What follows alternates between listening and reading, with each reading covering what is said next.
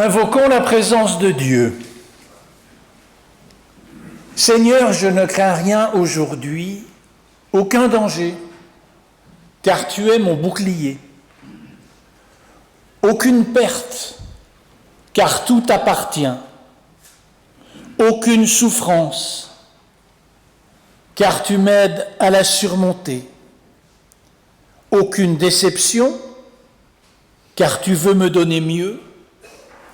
Aucun ennemi, car il est aussi aimé de toi. Aucune difficulté, car tu m'aides à faire face. Ô notre Dieu, sois présent maintenant parmi nous par ton esprit dans ce moment de culte. Amen. La grâce et la paix vous sont données de la part de Dieu notre Père et de Jésus-Christ notre Seigneur. Soyez les bienvenus ce matin, troisième dimanche de l'Avent. Troisième dimanche de l'Avent où nous poursuivons le fil conducteur qui a été déterminé entre les collègues, à savoir cette quête des éclats de lumière dans une période qui, en vérité, est plutôt sombre. Et donc, ce moment de culte est aussi un moment pour nous tourner tous ensemble vers la lumière et vers l'espoir. Je vous invite à chanter. Nous chanterons au numéro 254.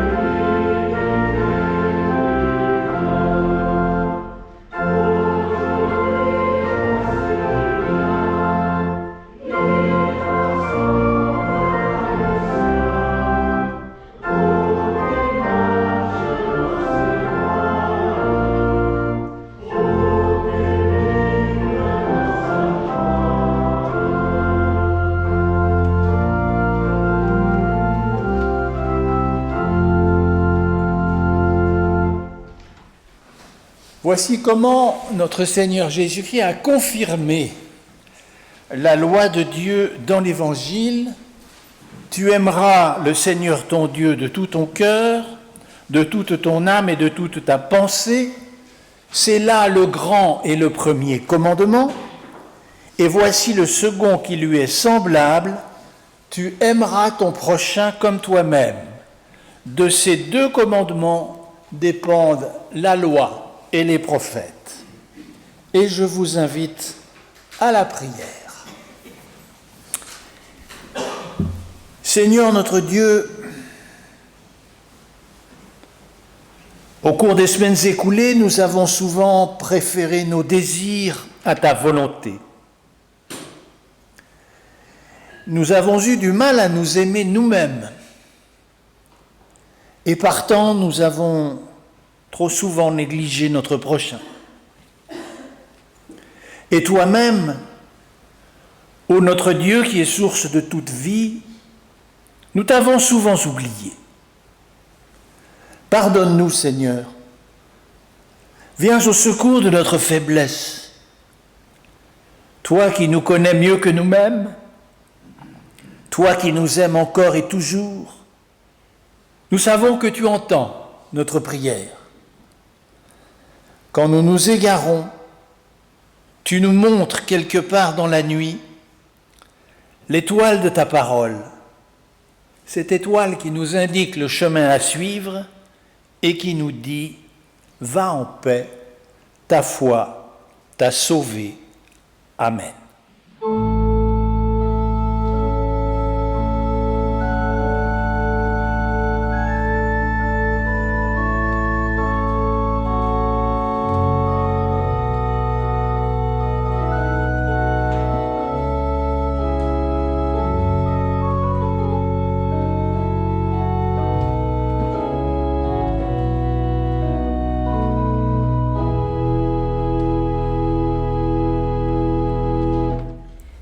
Lecture dans l'Évangile de Luc au 1er chapitre.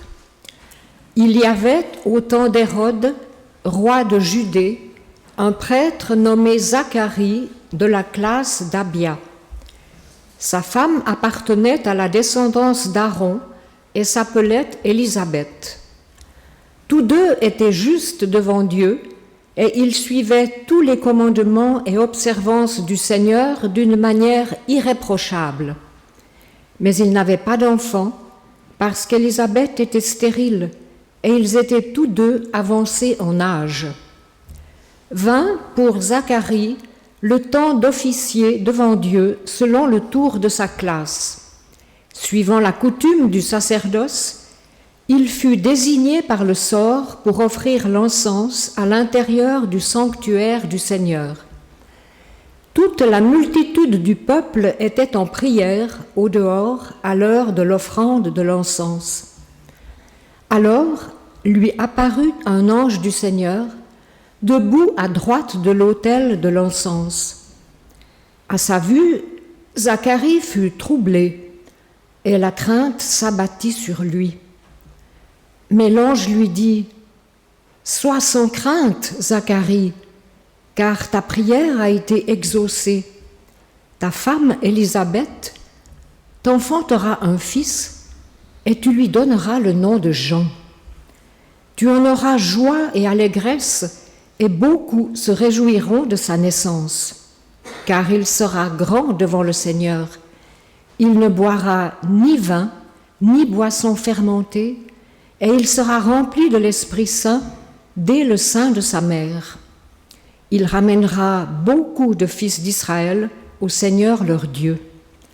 Et il marchera par devant sous le regard de Dieu, avec l'esprit et la puissance d'Élie, pour ramener le cœur des pères vers leurs enfants et conduire les rebelles à penser comme les justes, afin de former pour le Seigneur un peuple préparé. Zacharie dit à l'ange : « À quoi le saurai-je ?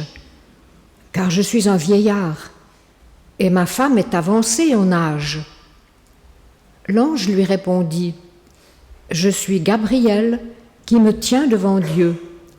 Je t'ai envoyé pour te parler et pour t'annoncer cette bonne nouvelle. Eh bien, tu vas être réduit au silence et tu ne pourras plus parler jusqu'au jour où cela se réalisera, parce que tu n'as pas cru à mes paroles qui s'accompliront en leur temps. » Le peuple attendait Zacharie et s'étonnait qu'il s'étardât dans le sanctuaire. Quand il sortit, il ne pouvait leur parler et ils comprirent qu'il avait eu une vision dans le sanctuaire. Il leur faisait des signes et demeurait muet. Quand prit fin son service, il repartit chez lui. Après quoi, Élisabeth, sa femme, devint enceinte. 5 mois durant, elle s'en cacha. Elle se disait, « Voilà ce qu'a fait pour moi le Seigneur au temps où il a jeté les yeux sur moi pour mettre fin à ce qui faisait ma honte devant les hommes. »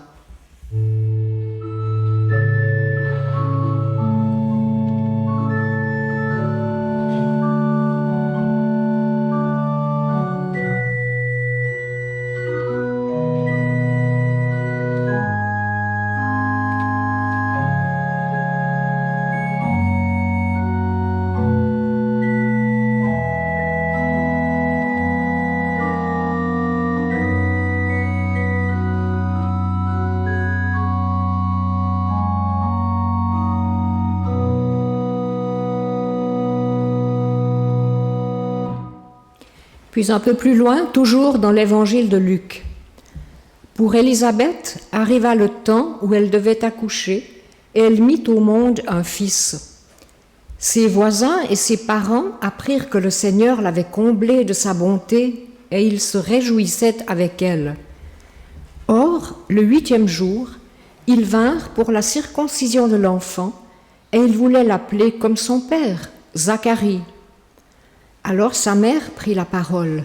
« Non, dit-elle, il s'appellera Jean. » Ils lui dirent, « Il n'y a personne dans ta parenté qui porte ce nom. » Et il faisait des signes au père pour savoir comment il voulait qu'on l'appelle.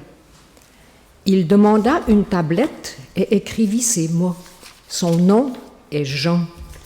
Et tous furent étonnés. À l'instant, sa bouche et sa langue furent libérées et il parlait, bénissant Dieu. Alors la crainte s'empara de tous ceux qui habitaient alentour, et dans le haut pays de Judée tout entier, on parlait de tous ces événements. Tous ceux qui les apprirent les gravèrent dans leur cœur. Ils se disaient, « Que sera donc cet enfant ?» Et vraiment, la main du Seigneur était avec lui. Zacharie, son père, fut rempli de l'Esprit Saint et il prophétisa en ces termes. « Béni soit le Seigneur, le Dieu d'Israël, parce qu'il a visité son peuple, accompli sa libération et nous a suscité une force de salut dans la famille de David, son serviteur. C'est ce qu'il avait annoncé par la bouche de ses saints prophètes d'autrefois. Un salut qui nous libère de nos ennemis et des mains de tous ceux qui nous haïssent. Il a montré sa bonté envers nos pères et s'est rappelé son alliance sainte, le serment qu'il a fait à Abraham, notre père. Il nous accorderait, après nous avoir arrachés aux mains des ennemis, de lui rendre sans crainte notre culte dans la piété et la justice sous son regard, tout au long de nos jours. Et toi, petit enfant, tu seras appelé prophète du Très-Haut, car tu marcheras par devant sous le regard du Seigneur pour préparer ses routes, pour donner à son peuple la connaissance du salut par le pardon des péchés. C'est l'effet de la bonté profonde de notre Dieu. Grâce à elle, nous a visité l'astre levant venu d'en haut.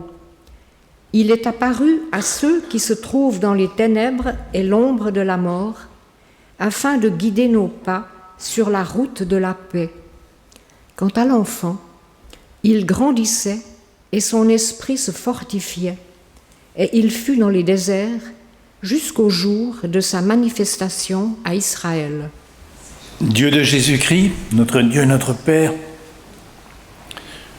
nous te prions pour que tu nous disposes à recevoir ta parole, à recevoir ta parole comme un trait de lumière, quelque chose qui éclaire notre être intérieur et notre route. Nous te demandons l'assistance de ton esprit au nom de Jésus-Christ.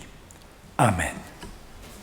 Et je vous invite à chanter au numéro 249.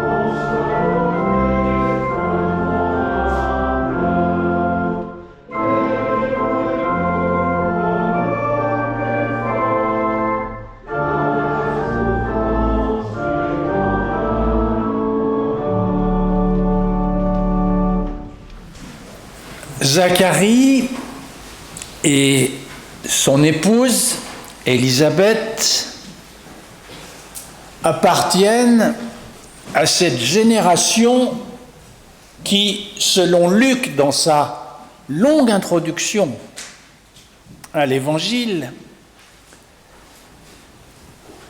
font le lien entre le temps de la loi et des prophètes et le temps de l'Évangile. Zacharie nous est présenté comme un membre de la compagnie nombreuse des prêtres qui desservaient le temple de Jérusalem à cette époque.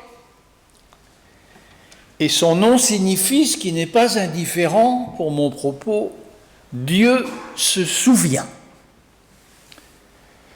Son histoire ressemble beaucoup à celle d'Abraham et Sarah.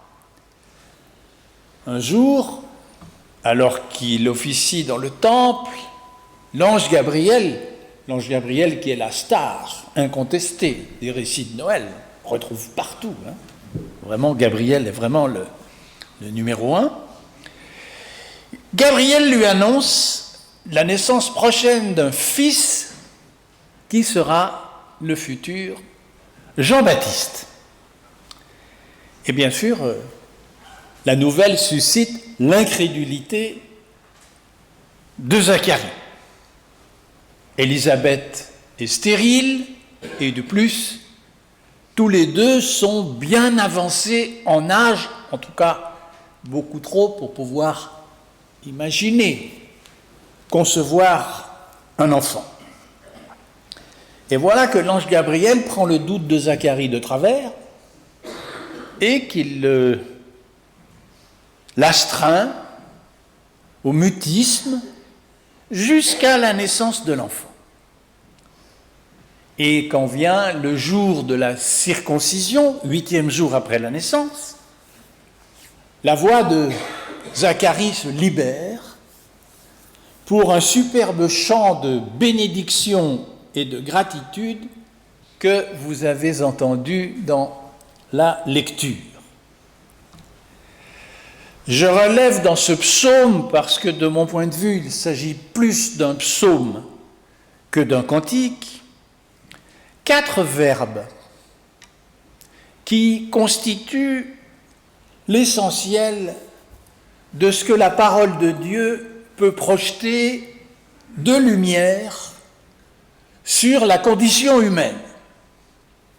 Dieu visite, Dieu se souvient, Dieu éclaire, Dieu conduit. Chaque fois que nous ressentons l'abandon,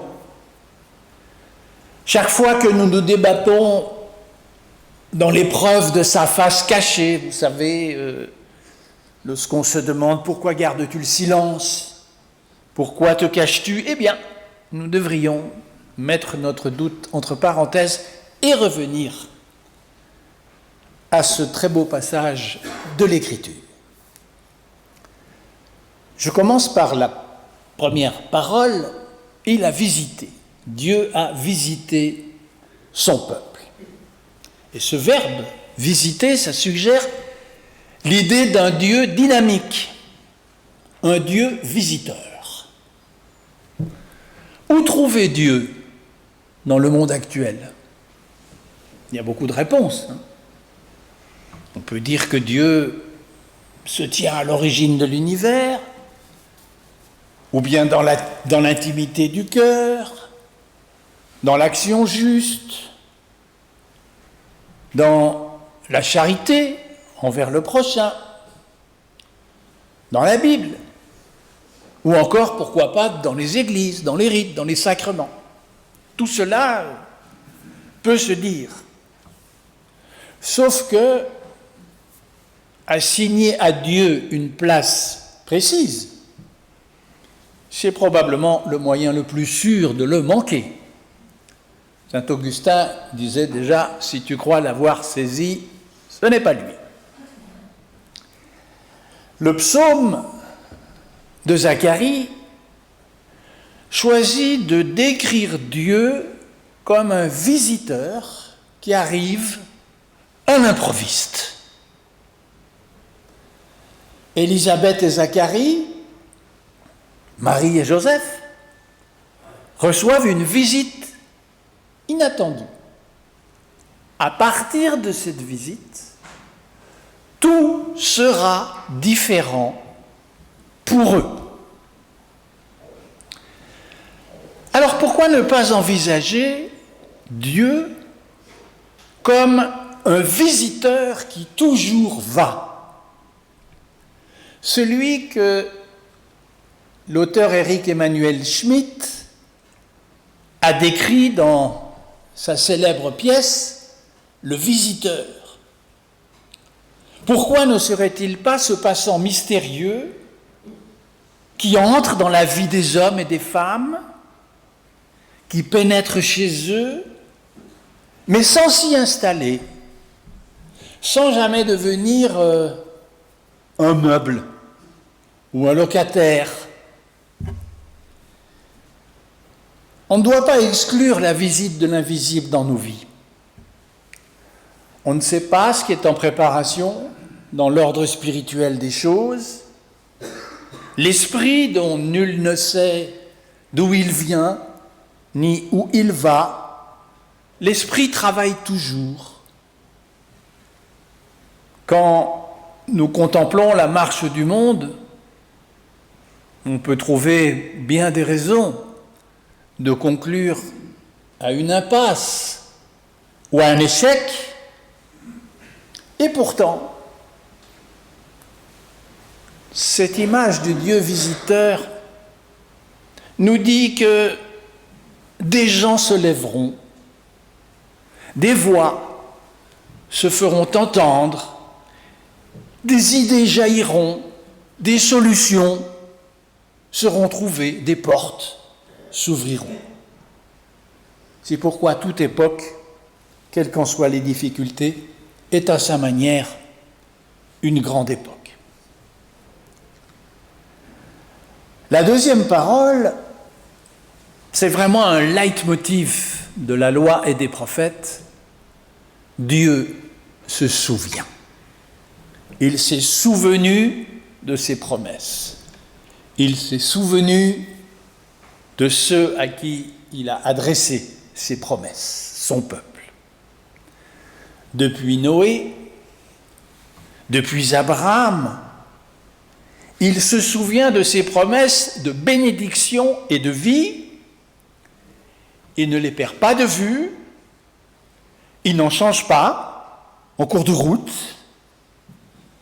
Au contraire, il les réitère à chaque génération jusqu'à la fin des choses. Et cette fidélité-là, c'est ce qu'on appelle l'alliance, à laquelle on peut faire totale confiance puisque c'est l'alliance de Dieu et non celle de l'homme. Elle n'est donc pas soumise à la fragilité qui appartient à l'être humain. Dieu se souvient. L'une de nos peurs les plus fondamentales, je crois que c'est d'être oublié. Un jour, nous ne serons plus. Dans un livre grec de l'Ancien Testament, qu'on néglige trop, à mon sens, le livre de la sagesse, eh bien, cette idée de l'oubli qui va avec la mort est longuement développée, bien entendu, pour le combattre, mais il est mis dans la bouche des sceptiques. Et cette affirmation est la suivante. Nous sommes nés à l'improviste, et après nous, ce sera comme si nous n'avions jamais existé. Après notre passage, qui se souviendra de nous? Et combien de temps? Combien de temps s'occupe-t-on de ceux qui nous ont précédés, de nos familles, dans les cimetières où ils reposent? Les cimetières eux-mêmes, qui devraient être des demeures d'éternité, régulièrement sont repris, recreusés en quelque sorte. Et alors l'oubli devient total puisque on n'existe plus dans la mémoire des vivants. Et on pourrait se demander si toute notre existence n'est justement pas une lutte acharnée contre l'oubli. Créer des œuvres d'art, augmenter la connaissance, élaborer des sagesses, bâtir des cités ou des empires, faire des enfants, faire carrière, chercher à marquer les autres, ou même se trouver une cause avec un grand C à servir. Tout cela peut s'expliquer par la peur d'être oublié. Laisser une trace de son passage semble la seule réponse possible à la perspective d'être effacé par le néant. Et le néant authentique, c'est bel et bien l'oubli. Or, qu'est-ce que l'homme pour que tu te souviennes de lui? Se demande le psalmiste. Dieu se souvient, nous dit l'Écriture. Il n'oublie aucun des habitants de cette petite planète. Nous ne sommes pas des orphelins de l'univers, mais nous demeurons dans la mémoire de Dieu, ou pour utiliser une expression biblique, nos noms sont inscrits dans son livre de vie. Et vous savez que pour les auteurs sacrés, le nom revêt une importance considérable. Le nom, c'est constitutif de notre personne. D'une certaine manière, le nom dit quelque chose de qui nous sommes. Et de quelle manière Dieu se souvient-il ici, dans le cas particulier de Zacharie? En suscitant une naissance, là où à vues humaines, il y avait zéro chance pour qu'il s'en produise une. Tel est dans la Bible le sens profond des naissances chez les couples stériles. Abraham et Sarah, Isaac et Rebecca, Jacob et Rachel, Elkana et Anne, etc. À chaque fois que le souvenir de Dieu se rappelle aux hommes, c'est toujours par une relance du jeu de la vie. C'est bien pourquoi Noël, dont nous nous approchons, rappelle que le salut, c'est un enfant. Le salut nous est présenté comme un enfant, un nouveau-né dans une crèche. Parce que l'enfant qui naît, il est riche de tout ce qu'il peut devenir. Il est riche de l'espérance qui s'attache à son futur. À lui seul, un enfant incarne une promesse. Il nous apprend au moins, et cela nous console, que l'aventure humaine n'est pas terminée. Il y a un avenir pour ceux qui vont nous suivre, qui reste possible. Alors, essayons, et c'est bien difficile aujourd'hui, de ne pas nous laisser hypnotiser par tout ce qui pourrait nous tirer vers la mort, la destruction et la disparition, dont nous avons le sentiment que c'est très massif en notre temps. Changeons notre regard, littéralement, convertissons-le. Changeons notre regard pour discerner ce qui est en train de naître et ce qui promet d'éclore dans le tohu-bohu contemporain. La troisième parole, elle nous tire vers la lumière. Dieu éclaire. Le soleil levant éclaire ceux qui sont assis dans les ténèbres et dans l'ombre de la mort. Cette sentence, elle vient en droite ligne du prophète Ésaïe. Et elle embrasse la condition humaine dans son entièreté. Au départ, l'être humain est vu comme assis dans l'ombre et les ténèbres, spirituel s'entend, cherchant à tâtons des bribes de vérité. Et sa seule certitude est celle de sa mort tôt ou tard. Et son drame est d'être perdu dans la nuit. Mais comme le dit par exemple l'évangile de Jean, ça n'est pas de sa faute. Au contraire, il est dans la nuit afin de faire l'expérience du jour. C'est l'histoire de la guérison de l'aveugle-né, dont tout le monde se demande qu'a-t-il commis ou qu'ont commis ses ancêtres pour qu'il soit ainsi puni d'être né aveugle. Et Jésus répond, en vérité, il n'a rien commis du tout, mais c'est afin que la gloire de Dieu soit révélée. Afin qu'il fasse l'expérience d'une libération. On ne naît pas libre, on devient libre. On ne naît pas éclairé, on est illuminé. Parce que c'est la manière de Dieu de nous accompagner. Si nous sommes dans l'ombre, c'est parce que nous sommes appelés à la lumière. Et la lumière, c'est vraiment notre destinée ultime.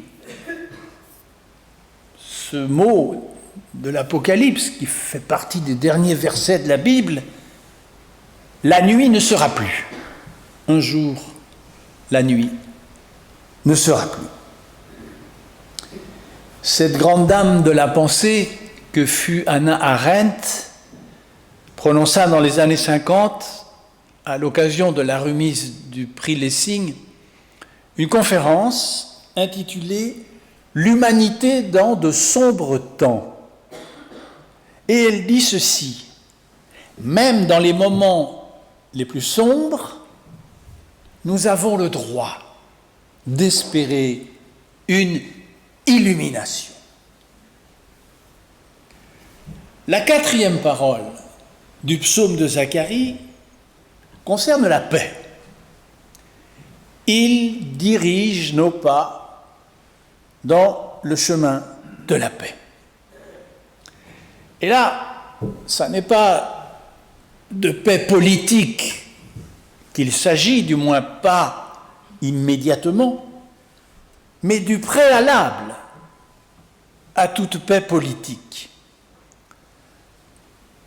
Chaque Noël ou période de Noël, je fais la même remarque, mais j'y suis bien obligé, à savoir que tout le monde parle de paix à Noël, et une partie ou l'autre du monde est à feu et à sang. Cette année, nous sommes plus que comblés de ce point de vue-là. Bien. Maintenant, commençons par mettre ça en parallèle avec la période dans laquelle Zacharie et Élisabeth ont vécu. Pensez-vous que la situation en terre d'Israël était paisible? Pas du tout. Il y avait une occupation militaire romaine très dure.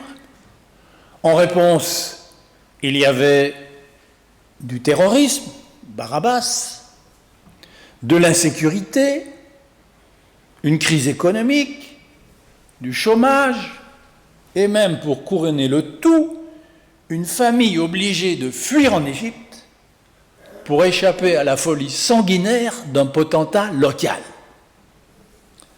Et la naissance de Jésus n'a rien changé à cet état de fait politique. Et c'est peut-être pourquoi Noël ne change rien à l'état politique que nous connaissons. La voie de la paix, au sens de l'Évangile, elle exige un préalable.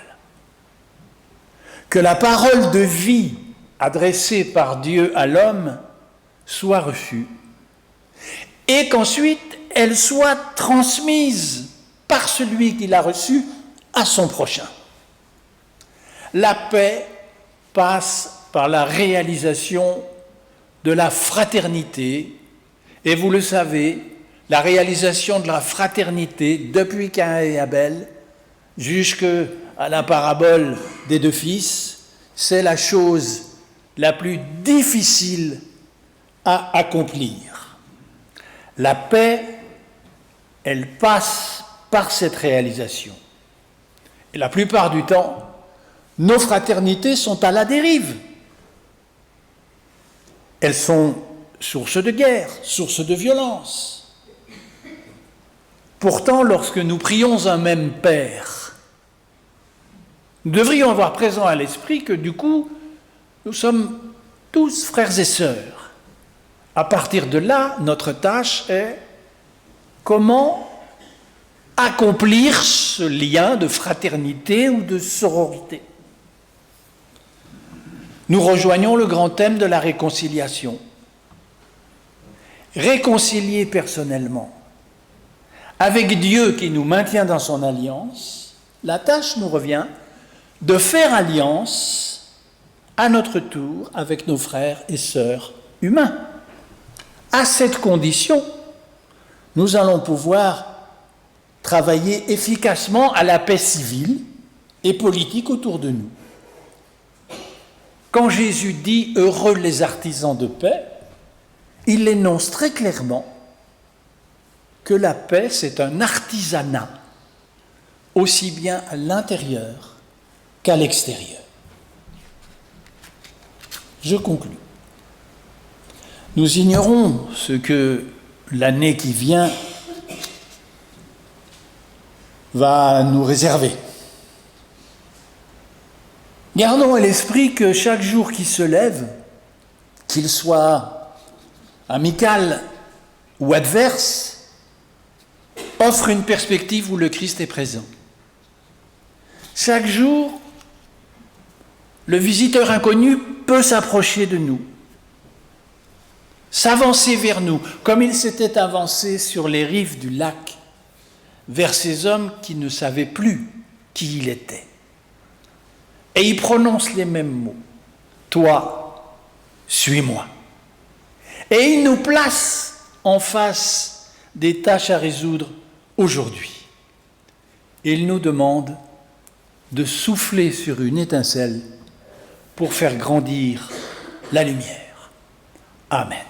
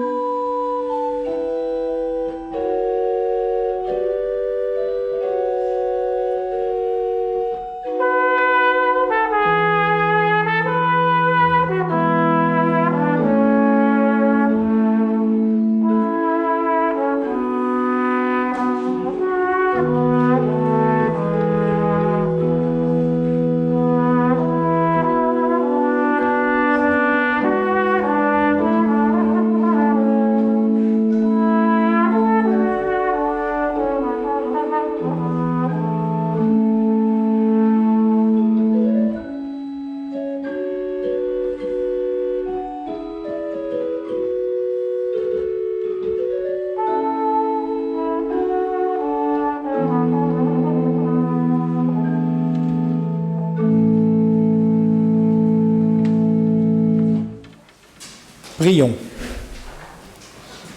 Rassemblés autour de cette table, nous commémorons le ministère de Jésus-Christ, ton serviteur et notre Maître. Vivifie-nous de ton esprit, afin que, recevant ce pain et ce vin, il nous soit donné de communier au Christ vivant qui nous dit « Je suis le pain de vie, celui qui vient à moi n'aura jamais faim, et celui qui croit en moi n'aura jamais soif. » Et nous nous unissons à présent dans la prière d'intercession. Toi qui es au-dessus de nous, toi qui es un de nous, toi qui es aussi en nous, fais que tout le monde te voie aussi en moi, que je prépare le chemin. Qu'alors je te remercie de tout ce qui m'arrive, qu'alors je n'oublie pas la misère des autres. Garde-moi dans ton amour, comme tu veux que les autres demeurent dans le mien. Que tout ce qui fait partie de mon être te soit gloire, et que je ne désespère jamais, car je suis dans ta main, et en toi sont toute force et toute bonté. Donne-moi un cœur pur, afin que je voie, un esprit humble, afin que j'entende, l'esprit de l'amour, afin que je te serve, l'esprit de la foi, afin que je demeure en toi. Amen.